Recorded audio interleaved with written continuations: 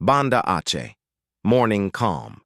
The sun rose gently over Banda Aceh, painting the sky in soft shades of orange. The city stirred awake. Street vendors opened their stalls, fishermen hauled in their nets, and children played barefoot in the sand.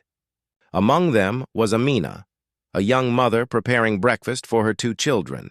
Her husband, Rahman, was already at the shore, pulling in his morning's catch.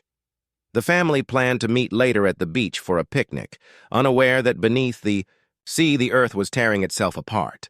Deep beneath the ocean, far below the surface, two tectonic plates collided. The earth shook with a violence unseen by human eyes, releasing the energy of thousands of nuclear bombs. A massive earthquake ripped through the seabed, shifting water on an unimaginable scale. The ocean stirred. A silent wave was born, a force racing toward the shore faster than a passenger jet. The ocean withdraws back on land. Rahman noticed something strange. The tide receded sharply, leaving the seabed exposed. Fish flopped helplessly on the sand, and curious children rushed forward, laughing and collecting them in their hands. Tourists grabbed cameras, fascinated by the odd spectacle. But Rahman froze. He remembered stories from his grandfather. When the sea leaves the shore, it will return as a monster. His heart dropped. He screamed at the top of his lungs, "Run! Everyone run to the hills!" But his voice was swallowed by confusion and curiosity. The wave arrives. A deep roar grew louder, like 1,000 trains approaching at once. The horizon darkened, and then it appeared, a wall of water taller than the coconut trees, charging toward the city. Panic erupted. People screamed, scattering in all directions. Amina clutched her children's hands and ran, her heart pounding as the roar grew deafening. The wave crashed into Banda Aceh with unrelenting fury. Houses exploded into splinters, cars were tossed like toys, and boats were hurled onto rooftops. The streets vanished beneath swirling black water filled with debris. Amina was swept off her feet. She tried to hold on to her children, but the current tore them from her arms. Her screams vanished into the roar of the sea. Rahman, clinging to a broken tree trunk, was carried inland with unimaginable speed. Around him, people reached out, grabbing anything to stay afloat: furniture, pieces of houses, even each other.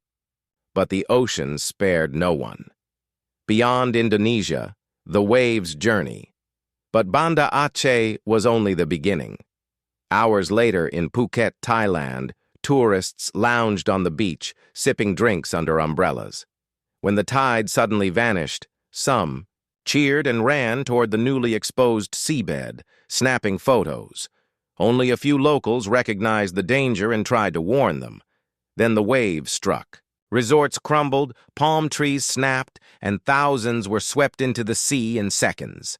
In Sri Lanka, families preparing for morning prayers were caught off guard. Trains were overturned, villages erased. In India, fishermen were swallowed whole as they set out for the day. The ocean's fury reached as far as Somalia, across 3,000 miles, still powerful enough to destroy lives. Silence after the storm. When the waters finally receded, silence blanketed the lands. Entire towns had disappeared. Families were torn apart. Across 14 countries, nearly 250,000 people were gone. Rahman wandered through the ruins of Banda Aceh, dazed and broken. The city he knew was unrecognizable, only mud, wreckage, and silence. He searched desperately for his wife and children, calling their names into the still air. Among the survivors, grief turned into a haunting truth. The ocean that had given them life had taken everything away in a single morning. Legacy of the wave.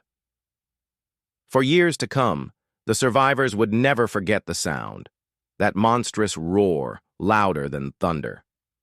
They would never forget the smell of salt and mud, the sight of loved ones being swallowed whole, and they would never again look at the sea the same way, because on that day, the ocean reminded humanity of its greatest secret.